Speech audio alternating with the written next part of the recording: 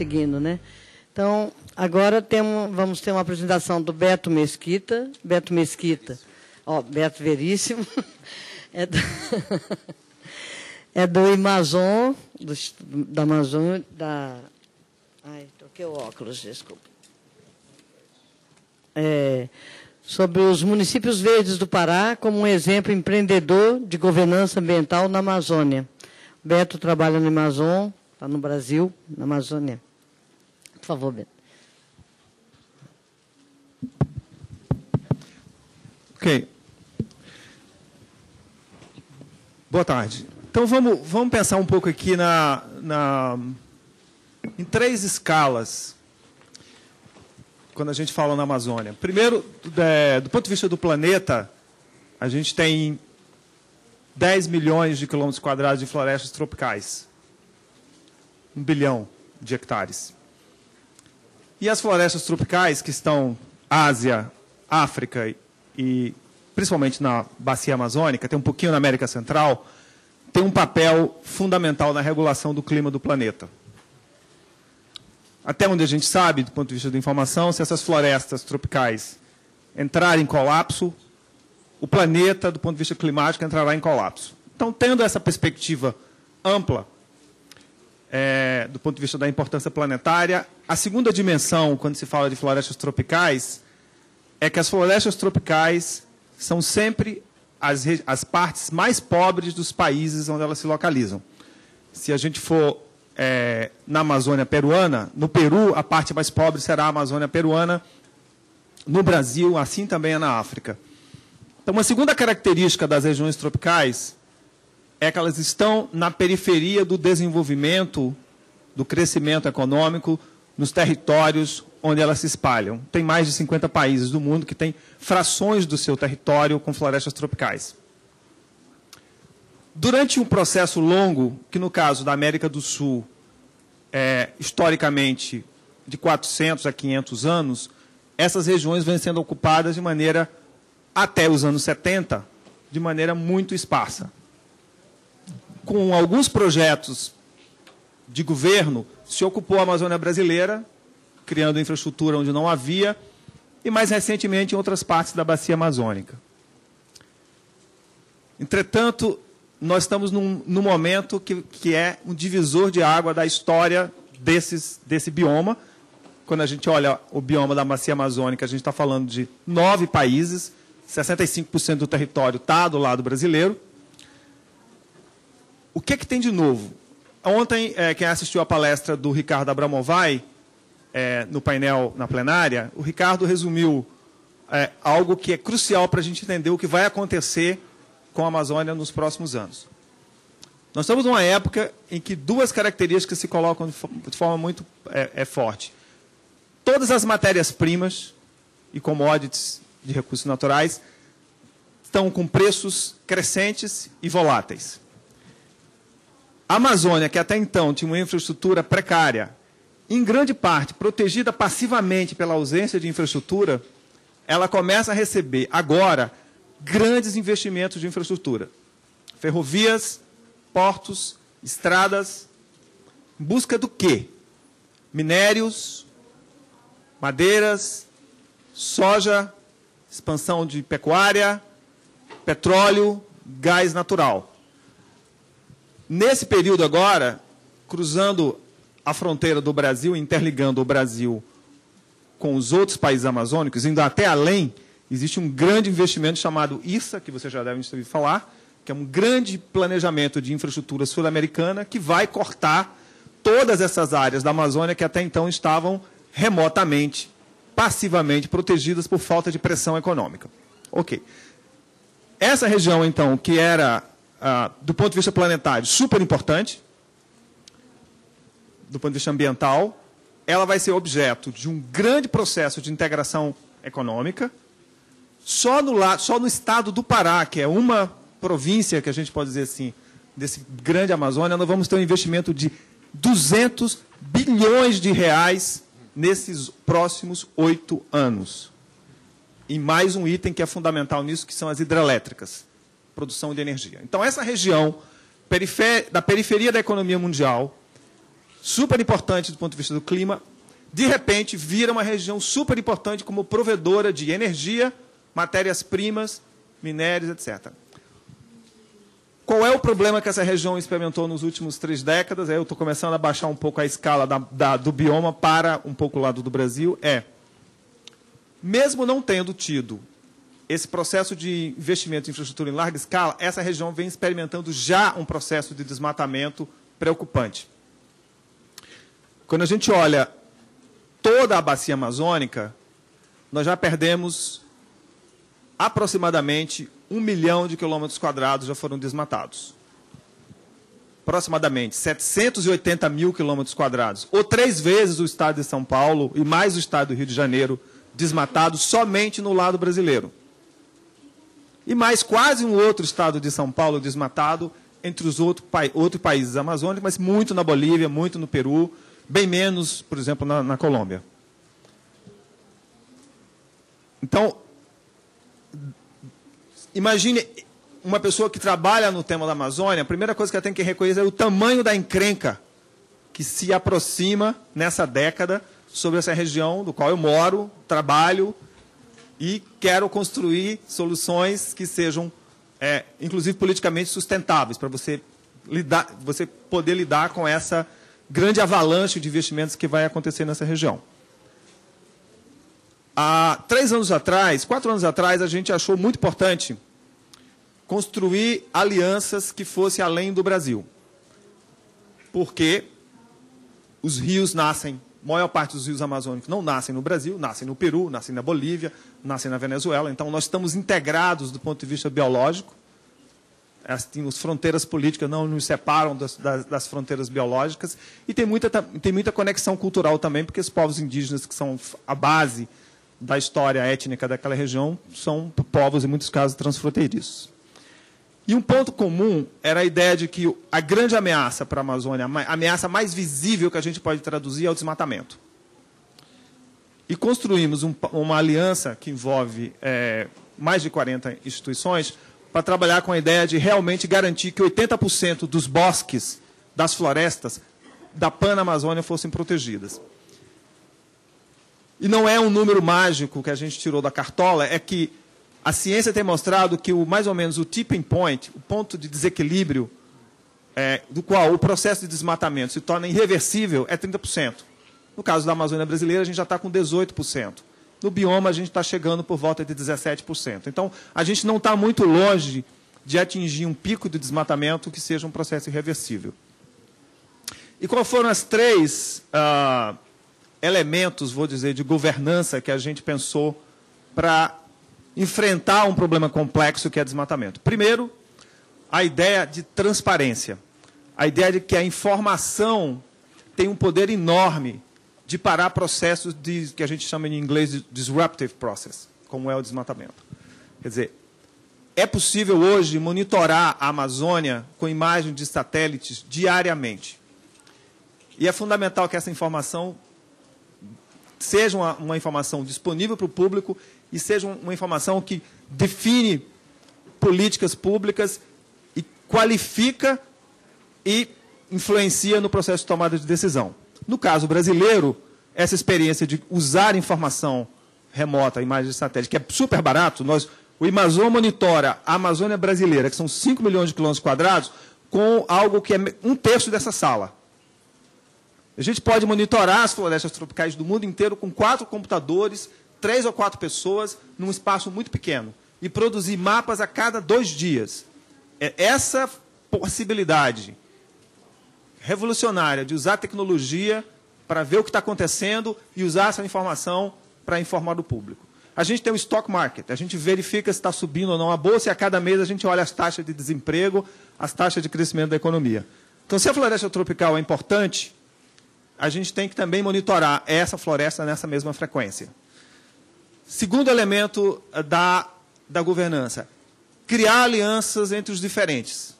Não é uma conversa de ambientalista para ambientalista ou de índio para... Você tem que incluir todos aqueles atores que você gosta e que você gostaria de falar e aqueles que você não gosta também. Porque essas forças econômicas que estão lá são muito mais poderosas E não necessariamente essas forças econômicas operam para um processo de destruição. Em tese, grandes dessas corporações têm interesse de fazer esse processo sem desmatar. Isso não quer dizer que eles, no final das contas, não desmatem. Mas acho que tem, a princípio, um grande interesse de construir soluções conjuntas. O terceiro elemento fundamental é como você sai dessa formulação teórica e realmente testa essa experiência numa geografia definida. Essa geografia definida, para a gente, é um município. E aí a gente começou, em 2008, com um município no Pará, que tinha uma trajetória terrível de destruição, chamado Paragominas. Quem estava aqui na quinta-feira, o prefeito estava aqui nessa mesma sala aqui, uma sala mais ampliada. E lá foi construído um pacto entre fazendeiros, madeireiros, mineradores, ambientalistas também, todo mundo. A ideia era pacto pelo desmatamento zero.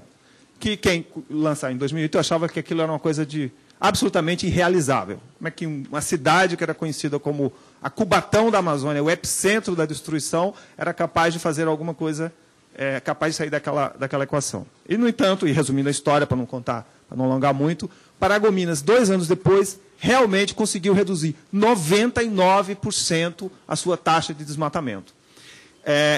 No esteio de outras experiências que começaram a acontecer. Acho que teve um elemento fundamental ali, que foi,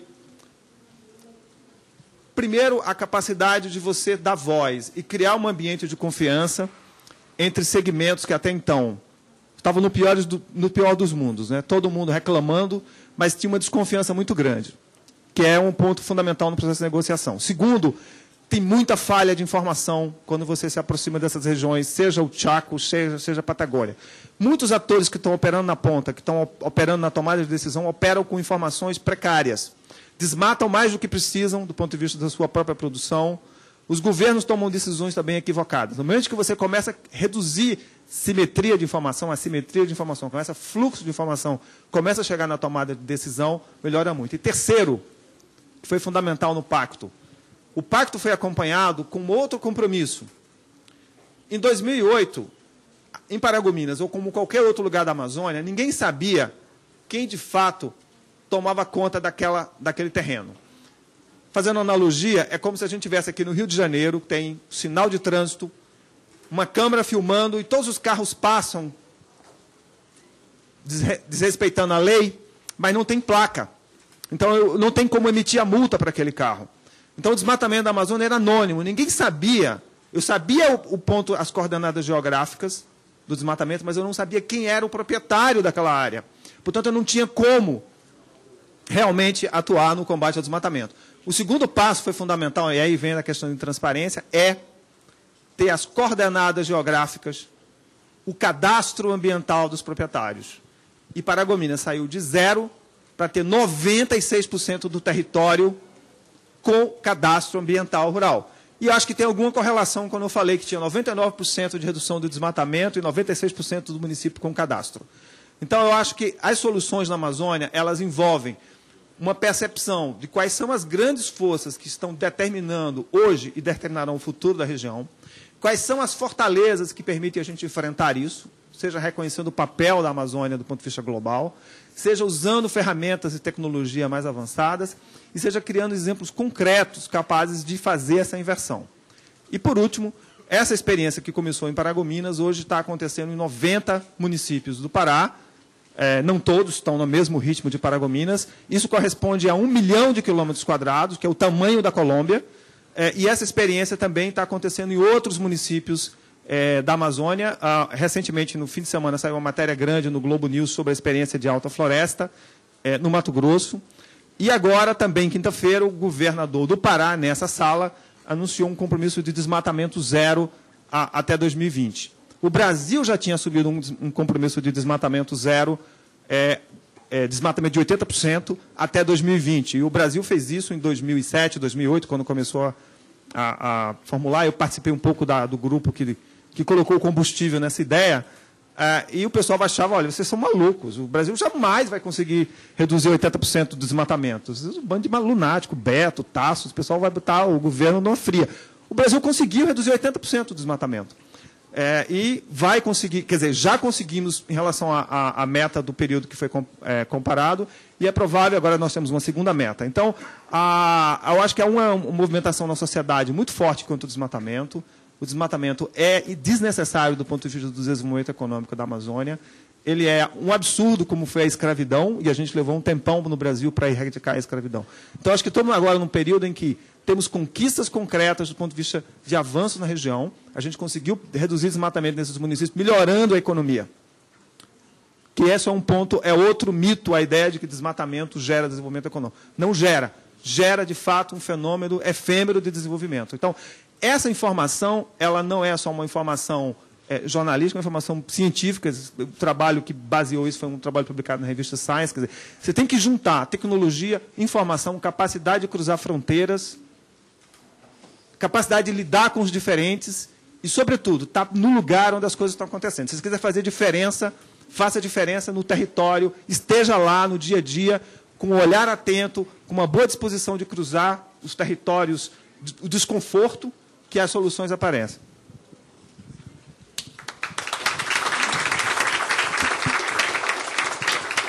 Obrigada, Beto.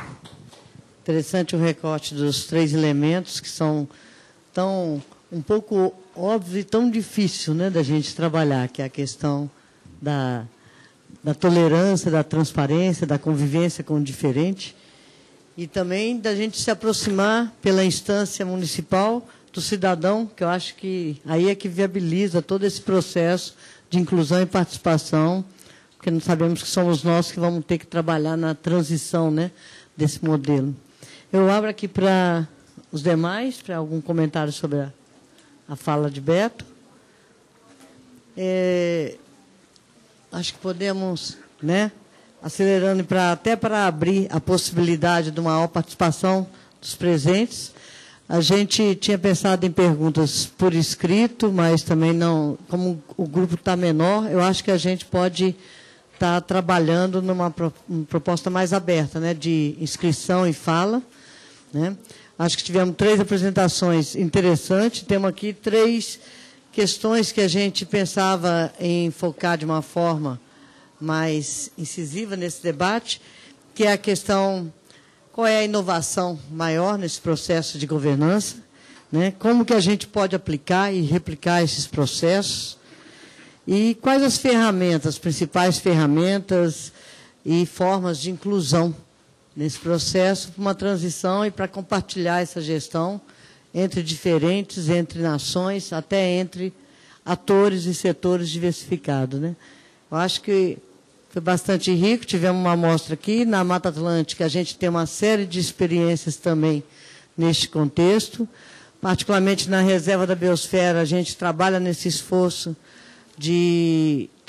o modelo Brasil é um pouco diferente, Nicolás, de governança das reservas da biosfera do modelo de outros países. A gente trabalha com um sistema de gestão compartilhado, onde a gente tem a representação de governo, setor privado, a sociedade civil, né, e um processo compartilhado. O difícil é a gente, com todo esse fórum, influenciar, de fato, a gente influencia, tem força nesse sentido, por cruzar e por se fortalecer nessa aliança com outros atores, mas é realmente dar o passo da formulação das políticas públicas e da mudança desses instrumentos e dessa governança, né? Temos avançado bastante, também agora iniciando no mar.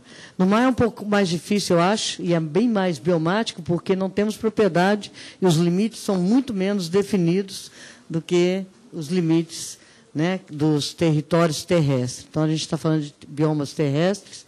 Nos marinhos tem uma especificidade maior, essa questão dos limites e dos corredores, que são bastante mais extensos e que implicam nessa aliança, em compartilhar essa governança transnacional sem ferir a soberania e a autonomia de cada um dos países e dos estados. É um esforço difícil, com as diferenças que temos nesse sentido, né? Vamos abrir aqui para as perguntas, para dar oportunidade, principalmente para vocês esclarecerem e aproveitarem a presença aqui e a riqueza das experiências que o pessoal está trazendo. Pergunta aí se tem alguém com alguma que queira já de início. A gente podia até, não sei, Quantos tem? Se a gente faz em bloco, tem vários inscritos? Não tem inscritos?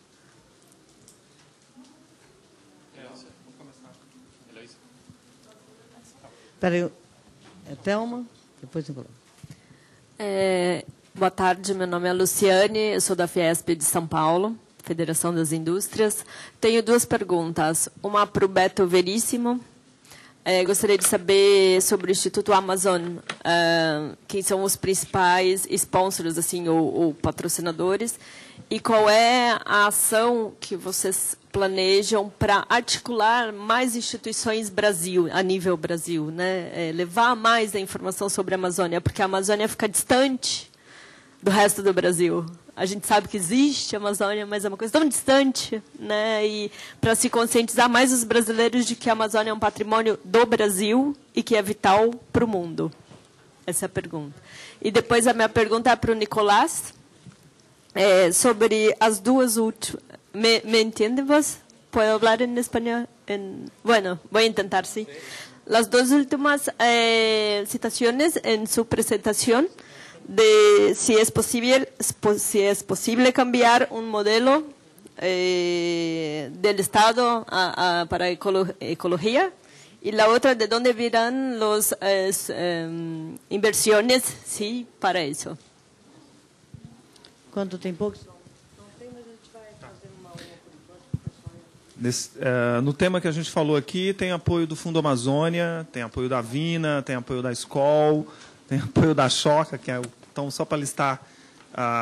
E todas essas questões que a gente está trabalhando tem parcerias muito amplas, que envolvem governos, estadual, municipal, federal, envolve instituições privadas, parte, por exemplo, nesse trabalho lá na região de Paragominas envolveu todos os setores, dos frigoríficos à mineradora. Essas parcerias são tanto no âmbito do projeto, mas tem trocas também de parcerias técnicas. Sobre informações, eu acho que assim, a Amazônia tem tido muita cobertura de imprensa ultimamente, muitas reportagens especiais, a gente acaba aparecendo em muitas delas. Eu acho que diferente... Agora, o resto do Brasil, Centro-Sul, e principalmente não é o interesse jornalístico, eu acho que tem muito poucos brasileiros que estudam a Amazônia, pessoas das universidades aqui. Tem muito mais gente vindo dos Estados Unidos e da Europa fazer doutorado na Amazônia, disposto a ficar lá por um período, do que os brasileiros dispostos a ir para lá estudar. Então, eu acho que falta é criar realmente possibilidades de terem cursos de pós-graduação com mais gente lá no campo. A Amazônia, o fundamental na Amazônia nesses próximos anos é conhecimento em várias áreas de ponta. E o Brasil investe pouquíssimo nisso. As universidades amazônicas são ainda muito frágeis. Então, a gente tem feito um esforço grande. O Ricardo Abramovay, que é um amigo, está começando a mandar alguns alunos para lá. A gente de economia, que é bom, porque vai botar um pouco o pé na lama e ver como é que aquele mundo opera. Mas isso é muito legal. Eu acho que quanto mais o pessoal da Fiesp estiver disposto de alguma maneira, a criar ligações com a Amazônia, eu acho que a ponte é conhecimento. Qualquer coisa que vocês façam nessa direção. Tem muitas experiências interessantes de trazer alunos de outros países para a Amazônia, feito inclusive por apoio de consórcios de empresas internacionais. Eu nunca vi as empresas brasileiras fazerem isso, tá? Levar um grupo de alunos lá para passar uma semana e tal, alunos aqui. Então, se você puder conversar isso na Fiesp, seria muito legal.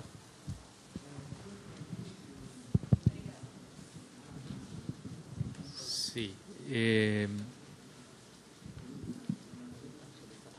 Yo, la opinión mía, pues las preguntas no tienen respuesta. Lo que se habría que hacer es ver si están bien planteadas esas preguntas. Yo creo mucho en la importancia de lo local por sobre otras escalas, ¿no? O sea, o por lo menos ponerle un poco más de importancia de la que normalmente se le da. El caso de la Patagonia es muy notorio, porque toda la política venía desde arriba, con un objetivo definido desde allí, y como había comunidades muy pequeñas o muy débiles, no pasaba nada. Ahora hay comunidades un poco más grandes y más fuertes, y empiezan a entender que esas políticas les generan un detrimento en su calidad de vida. Entonces, yo creo que sí es deseable transicionar de una visión centrada en la soberanía del Estado a una visión centrada en la calidad de vida concreta de las personas concretas, integradas a comunidades cada vez más grandes, porque si no vamos a un localismo que tampoco es bueno, ¿no?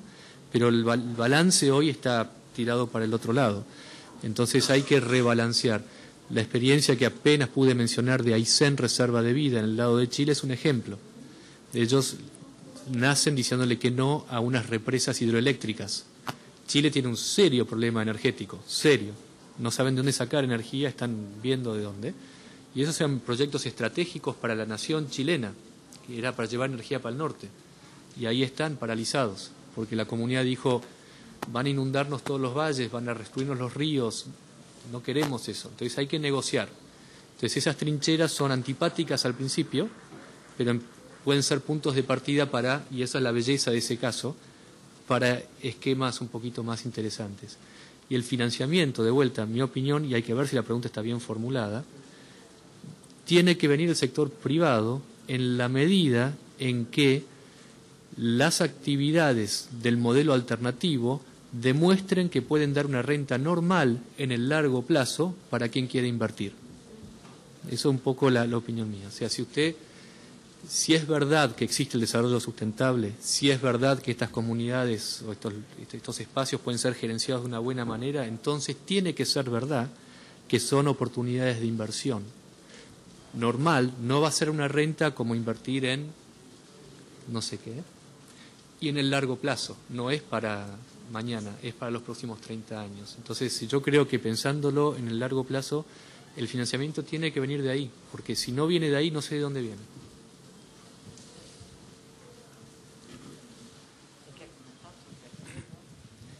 Tem mais uma pergunta? Por favor, pode fazer isso. Obrigado. Boa tarde, meu nome é Carlos Cury, sou do IDESAN, que é uma ONG que trabalha no Amazonas com sede em Manaus. Parabéns pela apresentação de todos. Eu vou no mesmo gancho da questão da informação também, para que vocês comentassem, acho que aí todos tiveram participações, tiveram temas desse tipo, que é da importância da participação da sociedade civil, não organizada, vamos dizer assim, não é que a sociedade quer levar a informação para o público comum, que quanto maior o conteúdo da informação vai na escala nacional, também vai na escala da cidade. Se você está fazendo um pacto comunitário, você tem que ter coisa. Então, acho que quem tivesse algumas, se puderem comentar as citações de ferramentas que deram importância nesse tema, deram escala, né, nesse tema, e também a importância disso, como ele consegue converter mais rapidamente, né, temas de desenvolvimento local, ou seja, qualquer um. Obrigado. Mais uma? Tem mais alguma? Tem mais duas perguntas? Pronto, fazer três. Vamos fazer as três seguidas e aí a gente... Tá. A ver, me llamó la atención Ramiro Fernández de la Fundación Avina, también vivo en Patagonia con Nicolás. Me llamó la atención ver que el mapa que presentaba Nicolás, por un lado, de la realidad patagónica, donde a partir de una estrategia de integración nacional, hoy el 75% de los recursos energéticos, ¿no? La desertificación, o sea, un extractivismo intensivo en la Patagonia, genera un mapa de daños por estar integrada, mientras que en la Amazonía, demostraba, fue olvidada, fue aislada, y eso no ha sido, no ha ocurrido, se ha preservado relativamente bien por ese aislamiento. Pero eso va a cambiar en esta década. Entonces mi pregunta ahí es, ¿hay oportunidades de aprendizaje? Uno, ¿cuál es el nivel de organización que hace falta para que ese mapa amazónico no termine como el patagónico, ¿no? Y si hay algunos aprendizajes posibles para la Amazonía del desastre patagónico, por decirlo de una manera. No es una pregunta... Tem mais essa? Tem mais uma? Oi, pergunta é para o Beto. Se o resultado que foi obtido em Paragominas, né, a percepção de que... qual é a sua percepção em relação aos agentes econômicos que atuavam, né, assim, se eles se adequaram a essa nova realidade, ou se pela regulação, vamos dizer assim, da atividade deles, eles acabaram procurando áreas sem a mesma regulação, né? Ou seja, como é que eles se enquadraram dentro dessa nova realidade vista lá. em consequência, se o que você colocou na fala, que houve crescimento econômico, ou seja, com a regulação ainda conseguiu ter o desenvolvimento, vamos dizer assim, nesse caso, né? Tem mais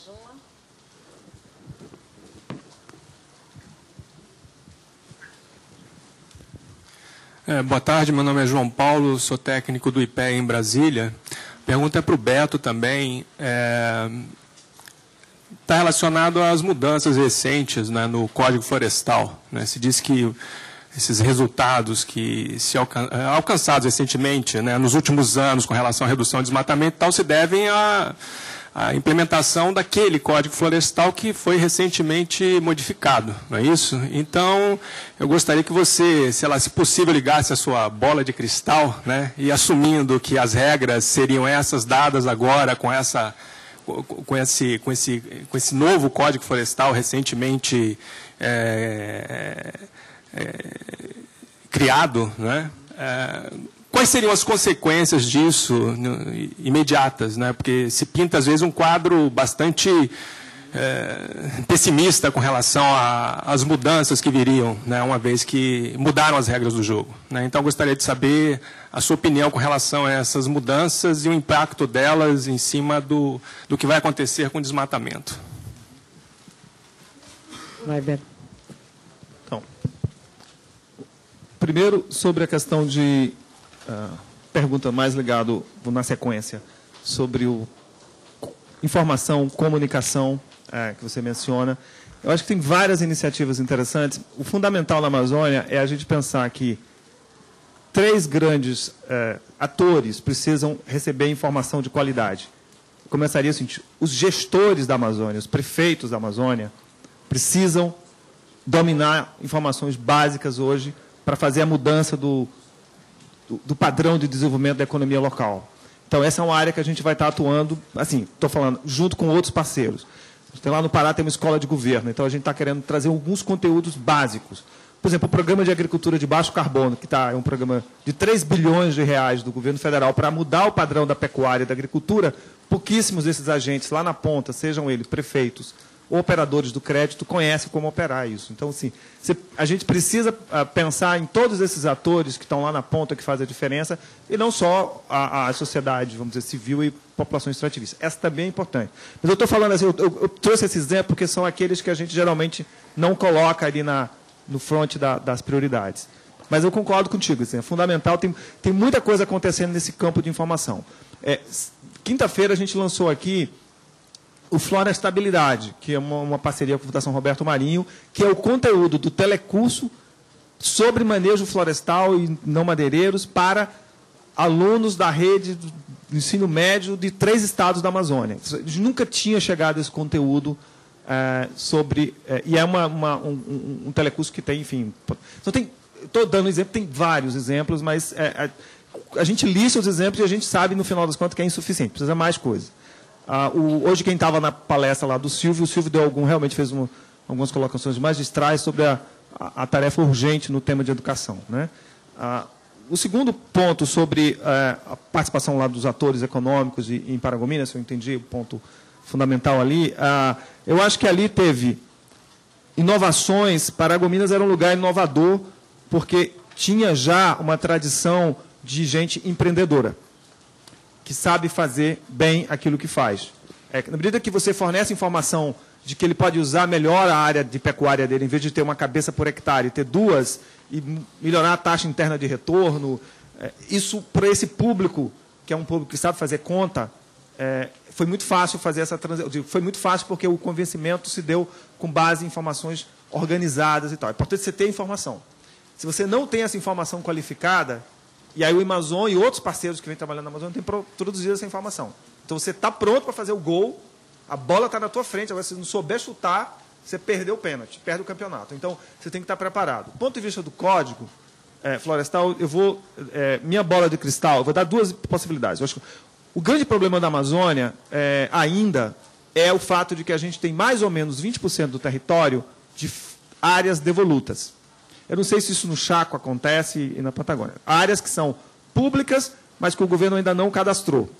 Essas áreas são objeto de especulação constante. E é lá onde se concentra hoje Os 20% do desmatamento que permanece na Amazônia está acontecendo em duas grandes áreas. Ou nos assentamentos de reforma agrária, política pública, equivocada do governo federal, precisa ser corrigida. Tem que resolver pobreza de outra maneira. Paga uma bolsa floresta para o pessoal ficar em casa, para não desmatar, porque esse é o pior dos mundos. Desmata, continua pobre, desigual. E a outra questão é que essas áreas devolutas o governo ainda não arrecadou. Não trouxe para o patrimônio da União. Melhorou muito. Há 6 anos atrás era quase o dobro. O Brasil tem feito, como a Amazônia é imensa, tem muito trabalho a fazer.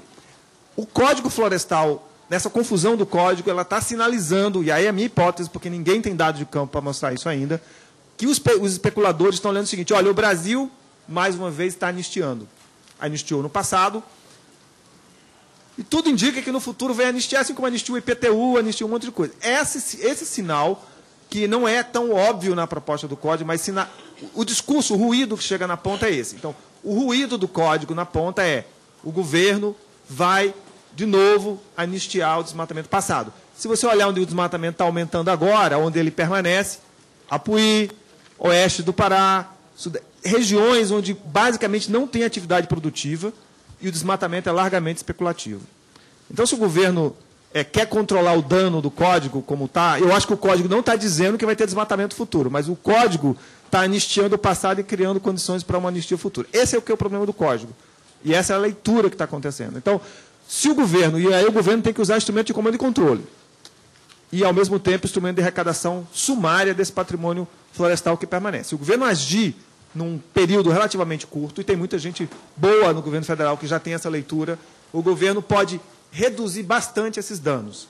Agora, por enquanto, o desmatamento não fugiu do controle. A gente vai estar lançando o número na próxima semana. Eu espero que continue comportado. O número vai ser de maio. Nos últimos 9 meses, o desmatamento caiu em relação ao ano anterior. A ministra acabou de anunciar o desmatamento menor da história. Se a gente continuar no mesmo pique dos últimos 3 meses, o desmatamento esse ano ainda vai ser menor. A gente tem a chance de ter um desmatamento abaixo de 6 mil quilômetros quadrados. Embora ainda tem 3 meses, são meses críticos, e tudo pode acontecer. Mas não vai também passar de 7 mil. Então, obviamente, ainda é muito desmatamento. Ainda é o segundo maior do planeta. Então, precisamos mais desmatar.